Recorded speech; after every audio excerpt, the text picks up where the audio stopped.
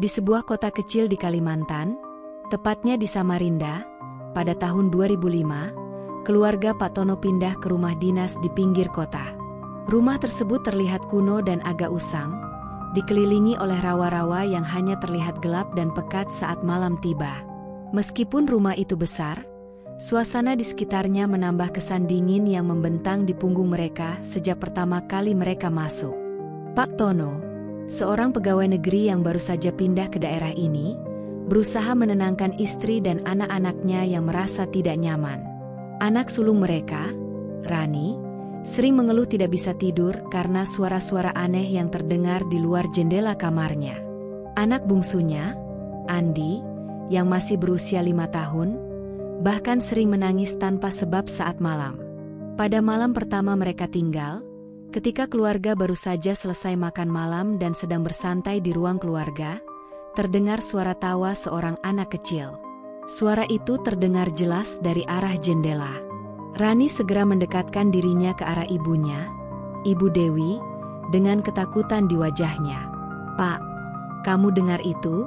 Siapa yang tertawa malam-malam begini?" bisik Ibu Dewi. Pak Tono berusaha tenang meskipun merasa takut juga mengaku di hatinya.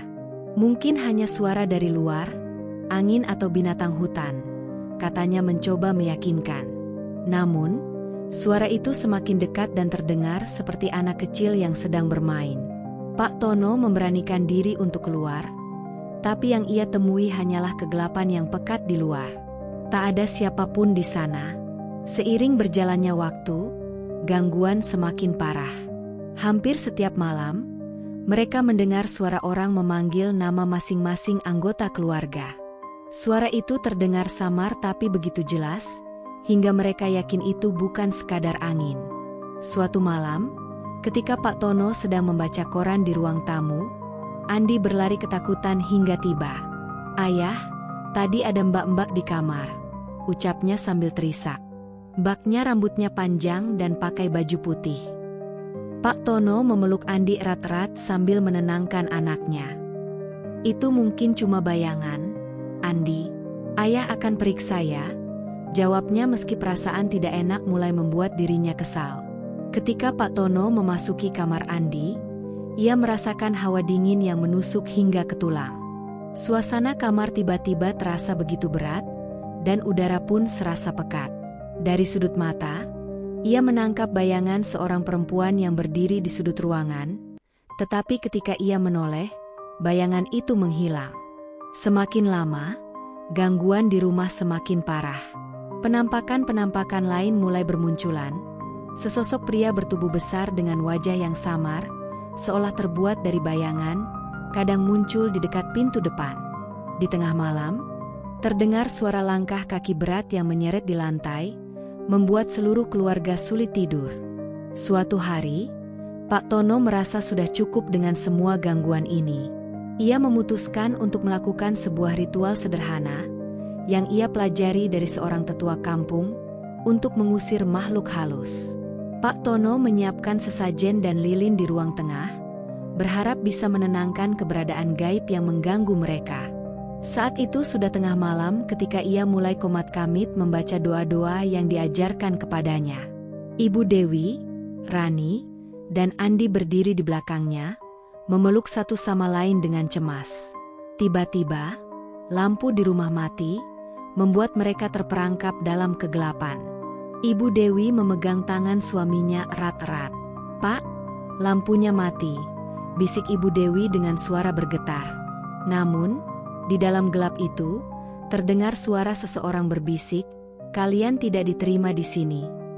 Pak Tono berusaha tetap tenang meskipun ia bisa merasakan bahwa suaranya tidak berasal dari salah satu anggota keluarganya.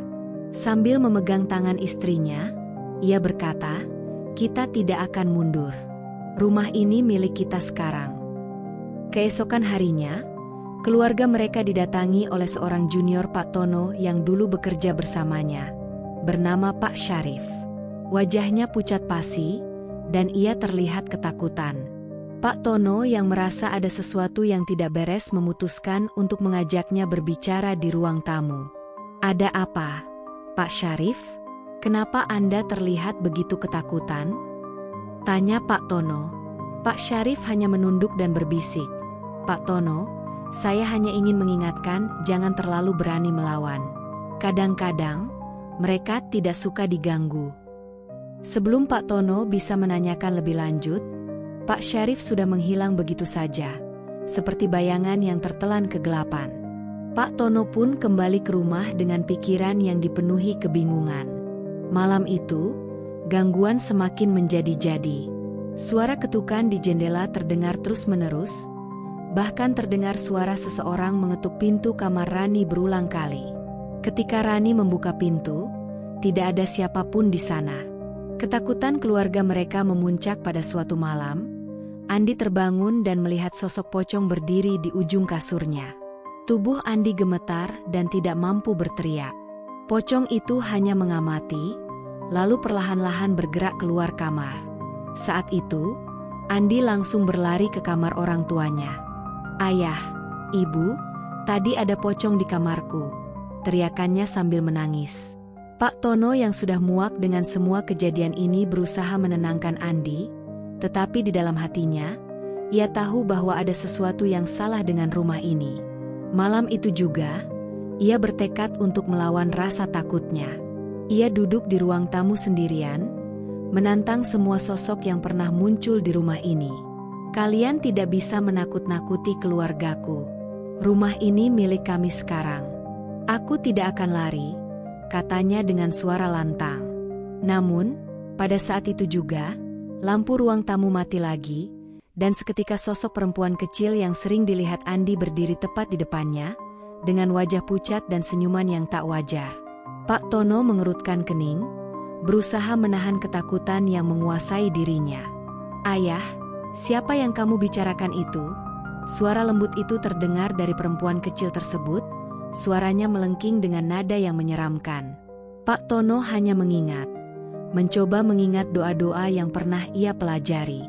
Perlahan, sosok itu menghilang, meninggalkan udara yang terasa begitu dingin dan sunyi. Setelah kejadian itu, Pak Tono sadar bahwa mereka tidak bisa tinggal di rumah ini lagi. Ia pun memutuskan untuk memindahkan keluarganya ke tempat lain.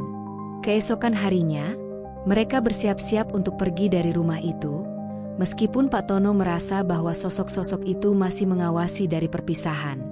Sebelum mereka benar-benar meninggalkan rumah, Pak Tono menyampaikan pesan pada anak-anaknya. "Dengar, hidup tidak selalu mudah. Kadang kita harus menghadapi hal-hal yang membuat kita takut. Tapi ingat, jangan pernah menyerah. Hadapi ketakutanmu," katanya sambil menatap Andi dan Rani. "Apapun yang terjadi, jangan biarkan ketakutan mengendalikan hidupmu."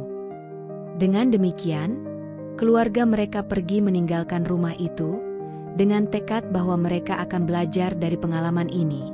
Rasa takut yang alami membuat mereka lebih menghargai keberanian dan keteguhan hati, mengingatkan mereka bahwa ketakutan hanyalah bagian kecil dari perjalanan hidup yang harus dihadapi.